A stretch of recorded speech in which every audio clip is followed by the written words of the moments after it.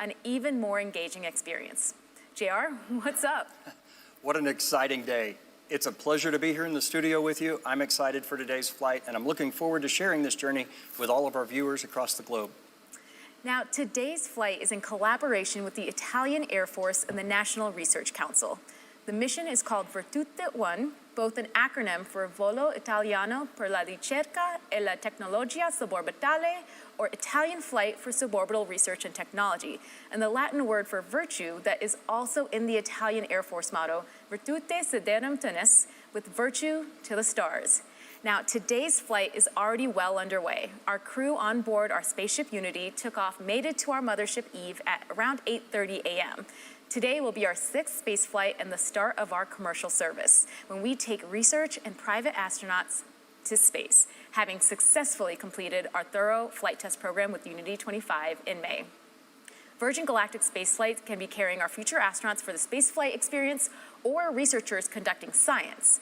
This flight will also be the first solely dedicated to research, and Unity is carrying multiple research payloads, which are experiments that are worn by the mission specialists or installed on the rack on board, which will be gathering data and running an array of scientific tests during the spaceflight. Our spaceflight systems can carry both humans and research experiments to space, or both on the same flight. Wherever there is a seat in our spacecraft, it can be removed and replaced with a payload rack. These racks hold payloads that are typically scientific experiments or instruments that will gather data while in space. Today, our cabin has both seats and a payload rack to allow our mission specialists to maximize the research they conduct on board. The Italian Air Force and the National Research Council's mission will include more than a dozen payloads, which will be examining a spectrum of research spanning from the biomedical field, thermofluid dynamics, to the development of innovative and sustainable materials in microgravity conditions, leading to space technology to continue the innovation of human spaceflight in future vehicles and here on Earth. Now, our vehicle system is uniquely positioned to carry out this incredible science, contributing to our curiosity surrounding the cosmos, as well as increasing our understanding of our very own planet. The work done in space gets invested back into the people here on Earth. Now, I could talk about the science all day, but let's first check in with the vehicles and see how we're progressing. JR? Yeah. Earlier this morning, we saw a perfect takeoff here from our runway at Spaceport America and beginning our mission specialist ascent to release altitude. Mothership Eve is currently continuing that climb with Spaceship Unity on its way to the target launch altitude, which for today is 45,000 feet. In addition to a launch altitude, we'll also be releasing at a designated launch point within the airspace. So while you may see we are already at that launch altitude, we get there rather quickly, we'll continue to complete our flight path until we reach that designated launch point. Everything's looking great. Like I said, we're at 45,000 feet now, and it's just a beautiful view you get from there, up there. I can imagine the crew is taking it all in and preparing themselves as we get closer and closer to that big moment. Sarisha, you can provide us with some unique perspective here, having flown on our first Unity crewed test flight. Does this bring back memories? Oh, absolutely. I mean, when I went to space on Unity 22, one of the crew I went to space with that went with me was Colin, so it's really, really thrilling to see him go back to space a second time. We took moments along the way to soak it all in. The journey of space, I mean, it begins well before takeoff, and actually, it lasts well after we'll stop. And seeing all these moments, in like the climb, where the energy and the anticipation is high, it really contributes to that incredibly holistic experience that Virgin Galactic is bringing to the world. Now, a special shout out for our mothership Eve, a truly unique aircraft designed specifically for these missions. The role that Eve plays in Virgin Galactic space flights is one of the key unique design innovations of our system, and we call it air launch. Most flights you see start with a vertical takeoff from the ground. This requires a huge amount of energy to lift the vehicle from a static start up through the thickest parts of the Earth's atmosphere. Our air launch system allows the spaceship attached to the mothership to take off from a runway like that of a commercial aircraft. This takeoff allows the passengers to have a much smoother and more comfortable ascent as they make their way up to around 45,000 feet, and at that altitude, the Earth's atmosphere is much thinner, requiring less energy to launch. At our designated launch point, our mothership releases the spaceship, the rocket motor ignites, and our crew begin their rapid and exciting ascent towards space. Now, speaking of the crew, let's see who's on board today's flight. Our pilots at Virgin Galactic don't just fly the vehicles, they're deeply embedded in every decision we make surrounding their development. Having our pilots ingrained into every facet of our vehicle operations allows us to get a dual perspective. They work alongside our engineering teams on a daily basis to ensure that we're able to optimize our vehicles' performance, combining the learnings they get from flying them with our knowledge and data on the ground, providing the unique insight that helps us continually progress and enhance our vehicle operation. And today, we have a few familiar faces and, of course, some new ones too. Let's begin with the folks who are supporting today's flight in the chase plane, giving us visuals on the spaceflight system while airborne. In the chase plane, we've got Dan Alix, who has completed over 2,600 hours of flying, logging most of his time in F-16s and F-35s. In Mothership Eve today, we have Jamil Janjua, who's completed over 4,000 flying hours in more than 48 different vehicles throughout his career that spans over 20 years in the Royal Canadian Air Force. Jamil is joined by Kelly Latimer, who has logged more than 6,700 hours in her 32-year flying career. The crew of the Spaceship have a unique structure for CRM, or Crew Resource Management. The left seat pilot is the commander, and the right seater is referred to as the pilot. But the commander and the pilot have specific actions that they perform in the execution of a spaceflight. Crew Resource Management improves safety in operations by emphasizing effective communication, teamwork, and decision-making among the crew members, leading to enhanced situational awareness and the prevention of errors. So Commander of Spaceship Unity today is astronaut Mike Masucci, who recently passed more than 10,000 hours of logged flight in a career that has put him in the cockpit of more than 80 different types of aircraft, including the U-2 and, of course, our very own Spaceship Unity. Mike's family comes from a small town near Avellino in the Naples area of Italy. Piloting Unity today is Nicola Pacile, one of the 5 Italians on board today. He has completed over 6,500 hours in over 150 different types of aircraft. Pacile serves for 20 years in the Italian Air Force, initially as a fighter pilot and later as an experimental test pilot. Nicola was born in Udine in the region of Friuli in northeast Italy. As you can see, our passengers today will be flown into space by some of the most accomplished and experienced pilots in the world. Now, joining our mission specialist in the cabin is our astronaut instructor and fellow Unity 22 crewmate, Colin Bennett. In his role, as this is our first dedicated research mission, he'll be calling out cabin instructions and mission phases while evaluating to continually improve our customers' experience. And of course, joining Colin in the cabin of Spaceship Unity today are incredible 3 mission specialists. First, we have Walter Villadei of the Italian Air Force, commander of the Virtute 1 mission.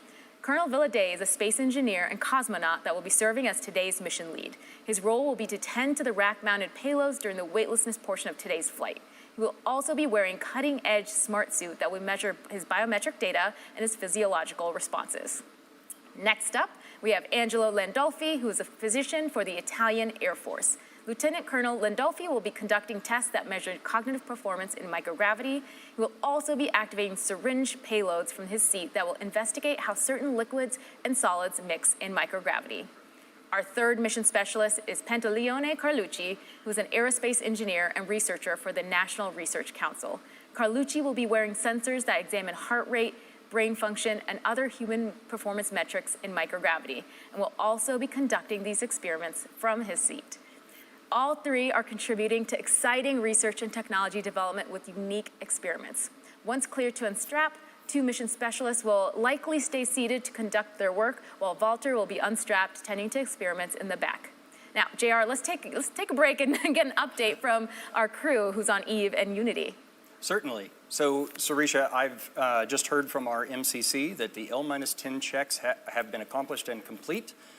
We are about 8.5 minutes right now away from release. Now, if you're just joining us, L-10 means we're approximately 10 minutes out from the moment Mothership Eve releases Spaceship Unity, and this is based on the estimated time of arrival to the release point. So again, as JR said, timing may vary a little, but as the closer we get to the release point, the more accurate the estimate becomes. Yeah. So up until L-10, Eve is in full mothership mode, carrying Spaceship Unity to altitude and providing her with electrical power, system heat, cabin pressurization, and that includes conditioned air cooled on the ground in hot summer days like today, and heated at high altitudes to keep our pilots and passengers comfortable. At L-10, Spaceship Unity switches to her own battery power for avionics, that's the electrical systems on board, and control systems, and performs a series of checks, electrical checks, feather system checks, flight control checks, and more. Unity and Eve have their own intercom, so the pilots in each vehicle are coordinating with one another during these checks. You know, what's exciting about Virgin Galactic's spaceflight system is that it's powered by truly innovative tech while it also being a piloted system, being flown by some of the best and most experienced pilots in the world. And that's one of the reasons why we're able to attract the incredible team that we have. They get to pilot a spacecraft that's arguably one of the most unique vehicles in the world. Thanks, JR. I mean, at Virgin Galactic, we believe in the power of curiosity. It is the driving force that compels us to wonder, to constantly ask questions, and to relentlessly seek the answers. Let's hear from some of the team about how curiosity is propelling the second space age. At Virgin Galactic, we believe in the power of curiosity.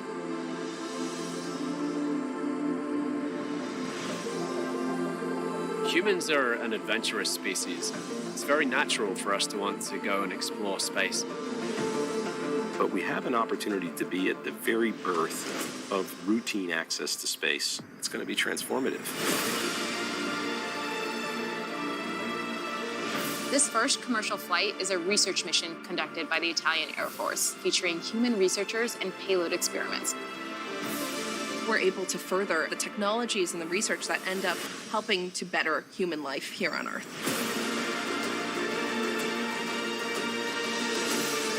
Commercial spaceflight is changing what access to space means. Release, release, release. Fire, fire. This is really the beginning of the next space age. All of us have a part to play, and that's going to be the thing that blows the gate open to the next generation.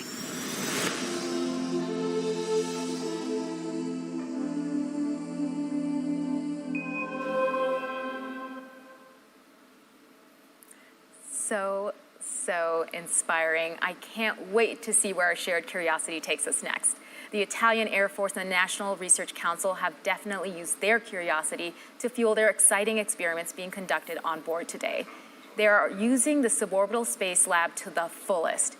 One of the experiments being conducted on board today is the neuroplasticity experiment.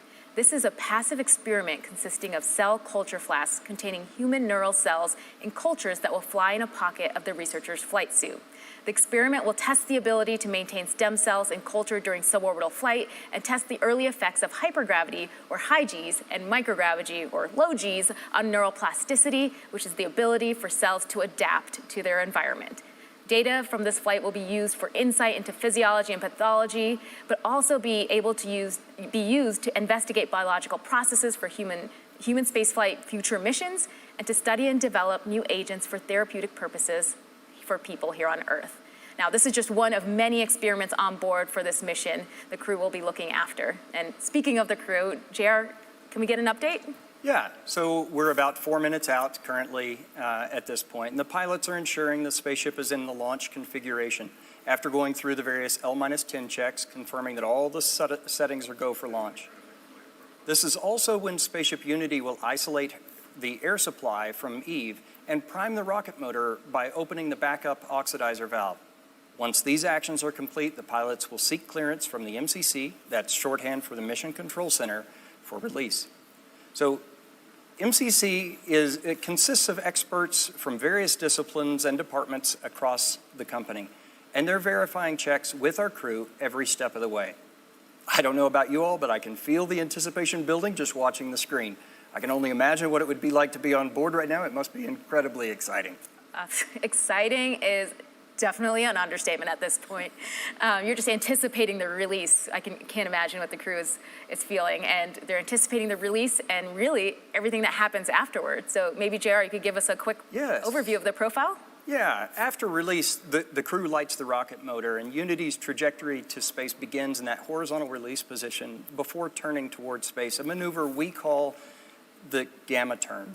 The rest of the rocket motor burn will occur in the vertical, and everything after release through the completion of the rocket motor burn is called boost. Boost is only one of multiple phases of flight that our unique system experiences. After boost is feather. Now, sometimes when we say feather, we mean the tails of the spaceship, and sometimes we're referring to moving these tails into what we call the feathered configuration. It can be confusing, but I'll try to be clear what I mean when I say feathered today. So due to the law of conservation of momentum, feathering the vehicle, that's rotating the tails to 60 degrees, causes the cabin of Unity to start a backflip maneuver as it approaches our next phase, apogee. And this backflip is a key part of the experience because it maximizes the view of the Earth below. Our pilots use the RCS, that's a reaction control system, to hold the spaceship in that attitude. And then at the right time, the pilots will again use the RCS to continue that backflip all the way around. This prepares the vehicle for re-entry.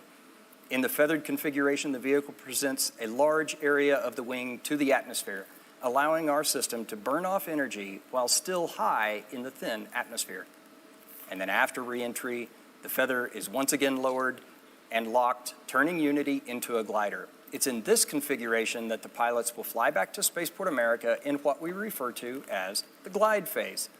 You see, our system is capable of acting like a capsule when that's most beneficial, and acting like a glider when that's most beneficial. Now, MCC's in my ear, they're telling us we're 1 minute away from release. Our next set and our last set of checks before release are L-30, that's 30 seconds to release, and Spaceship Unity pilots will arm the launch pylon. And once we get to that designated launch point, the mothership pilots will engage the release, setting Unity free. Meanwhile, the spaceship pilots will push forward on the stick all the way, preparing for a release. We're now approximately 20 seconds from release.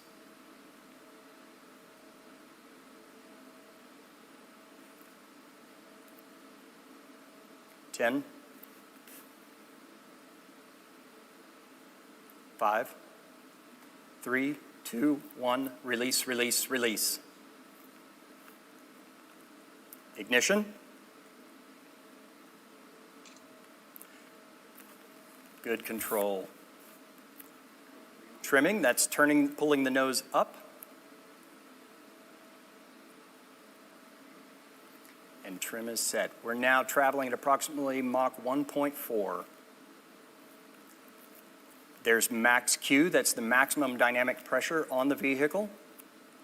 Those on board are experiencing about 3 Gs at the moment. The trim is complete and Unity is in the vertical headed toward space. Mach 2.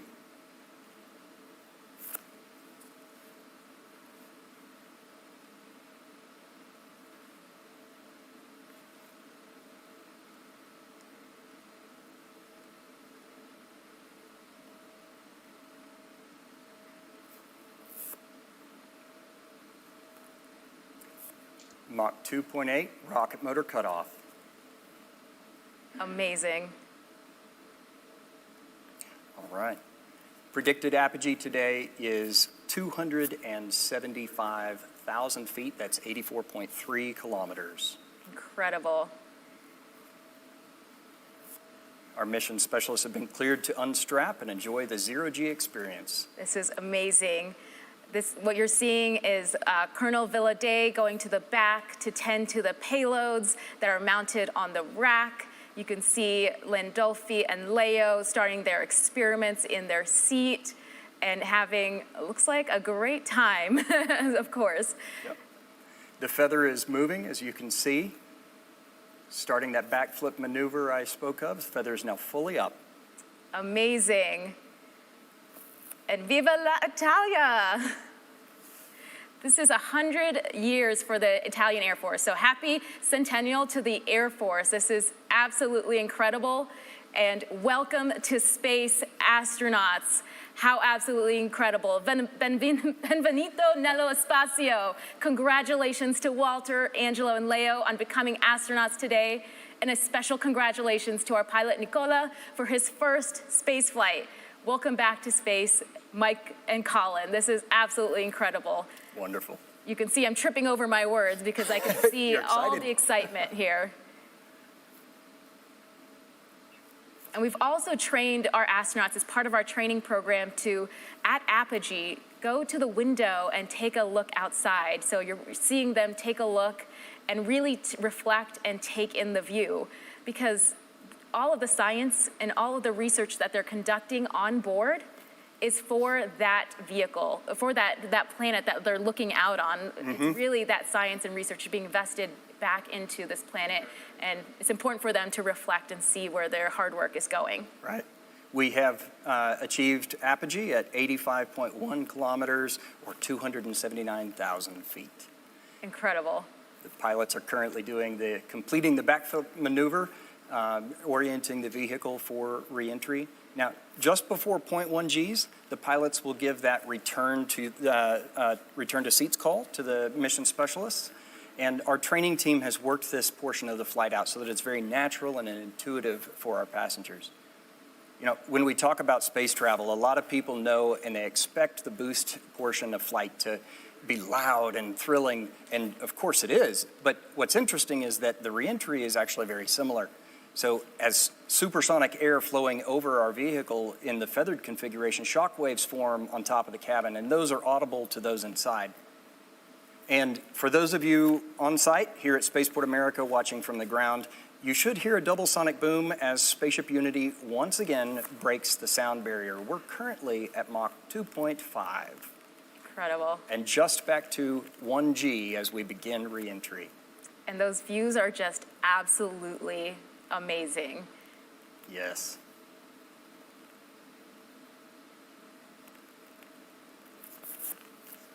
So for reentry, we're now at about 3.6 Gs for those on board. The crew will orient the attitude of the spaceship so that when we come out of reentry and feather down, we'll be pointed toward spaceport. We're now subsonic and at 75,000 feet. And the unique part of our design is as a vehicle that can get into this feathered configuration, we're a glider, we're a rocket, we're a glider, and we're a capsule at the right phases of flight that help our unique design be safe and effective for the mission it's at. That's right. We're at 61,000 feet now, continuing to descend in the feathered configuration. When we get down to about 53,000 feet, the pilots will command lower of the feather again and reconfigure the vehicle back into a glider. The views are just so incredibly amazing all the way down, and it's just part of each phase of flight has its unique experience.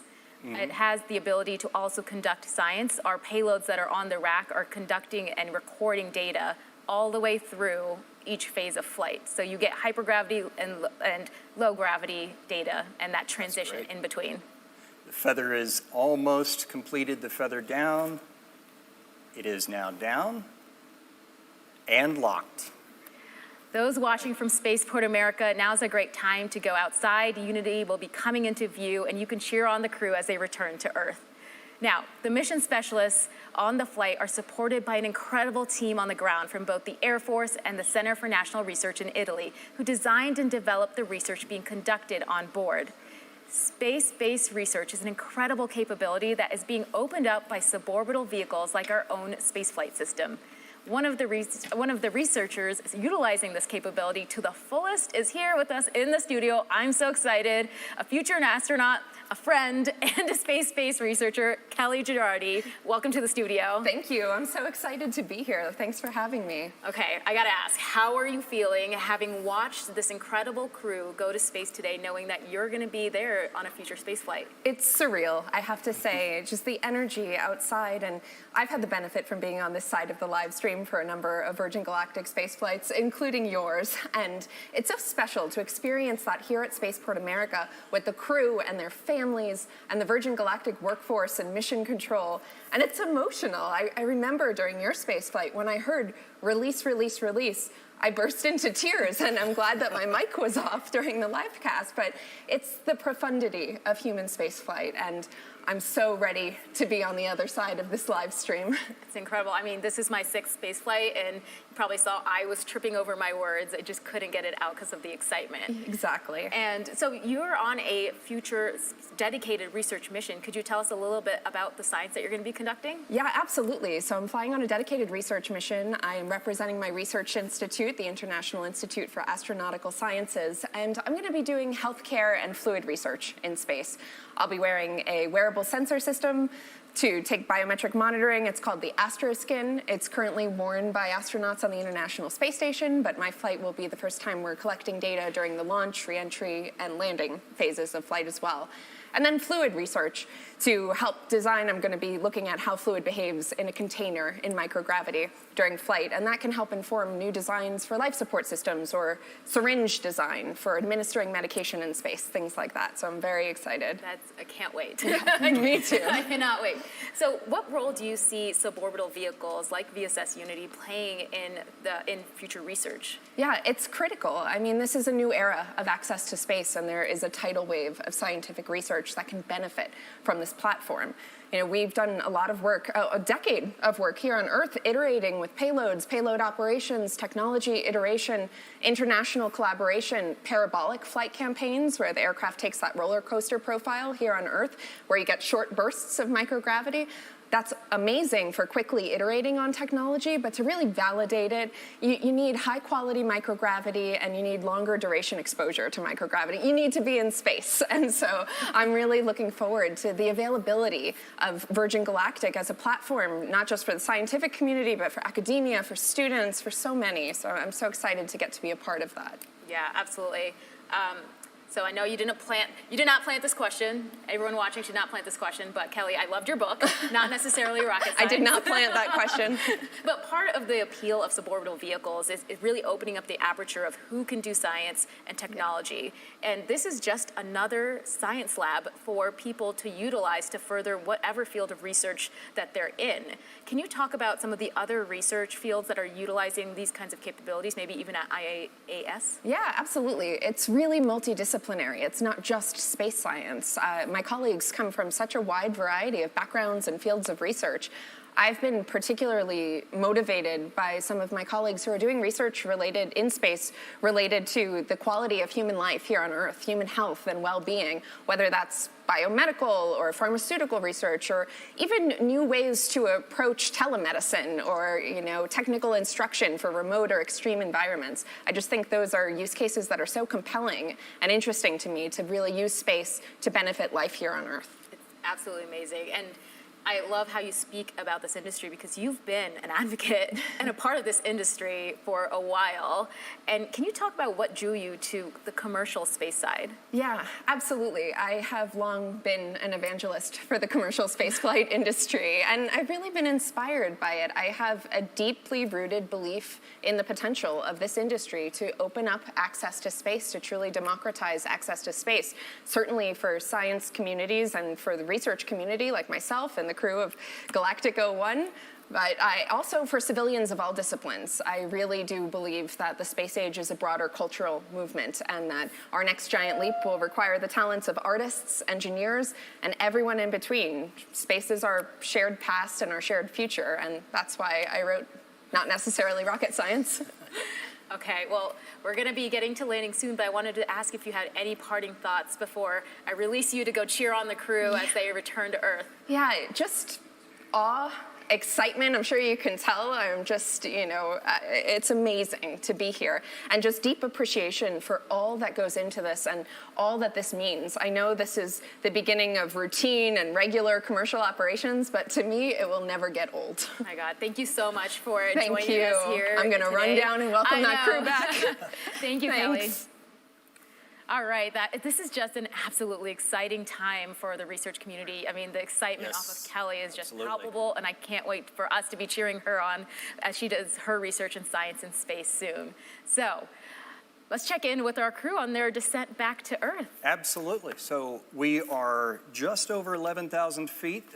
For those of you here on site, Unity just crossed over the field and is making another circle around in the pattern. Beginning those landing approach passing the waypoints that we've designated as part of our energy management plan. So the pilots have joined up with Chase in the pattern, and they're discussing that energy management plan. They're going to be landing today on runway 34. That means from south to north. And for those non-pilots tuning in, those numbers represent the first two numbers on the magnetic heading of the compass for the runway direction. So for example, 34 is 340 degrees. The landing gear is now down and locked. We have 3 green. That means all gear are down and locked. And we're making our final approach to the runway here at Spaceport America. We like to make left-hand turns for our approach. That's because the commander is in the left seat, and that provides the best line of sight for them as they come into the landing. Now, the runway here at Spaceport America is 12,000 feet long. That's 3.7 kilometers and 200 feet wide, or 61 meters. 1,000 feet above the runway. 500 feet.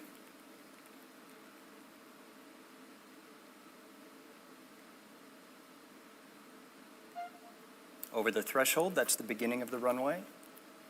And you'll see the pilots hold the nose up. That's a flare maneuver, all part of the energy management. Main gear touchdown. So the pilots will continue to hold the nose gear in the air as we continue to bleed off some energy as we run down the runway. And at the designated airspeeds, they will lower the nose gear as well. Nose gears down. Now, as our ground speed slows, when we reach a designated ground speed, the pilots will apply the brakes and bring the vehicle to a complete stop.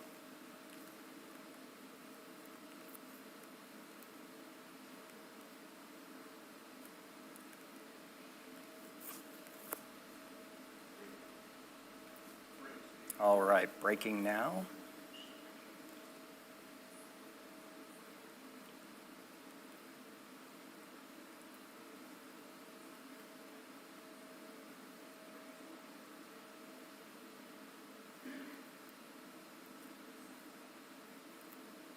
And there's wheel stop. Oh my goodness. What a beautiful landing and a perfect way to complete our first commercial flight and our first dedicated science mission. Congratulations to everyone on board, our very own Spaceship Unity who returned to space today. We saw beautiful flying from our Eve crew, Jamil and Kelly, and brilliant work by our chase pilot, Dan Alex, all of whom are still in the air right now. Great job to you all. Now, we still have one more guest here in the studio with us, Italian Air Force Major General Maurizio Cantiello, who's the Defense Cooperation Attaché at the Embassy of Italy in Washington, D.C. Benvenuto, General. Grazie, Thank you grazie. for being here. Thanks for hosting. Well, I just have to ask you, how are you feeling today after seeing that? Well, it's a strong joy, a deep joy, and also a sense of achievement and gratitude for everybody making it happen. And, you know, it's a particularly important moment for the Italian Air Force. With this flight, together with other things we're doing, we're progressing a lot into space capabilities because it's very important for the Italian Air Force to be able to progress in competence and capabilities in the space domain as a key enabler of the space economy, which is very important for Italy as well.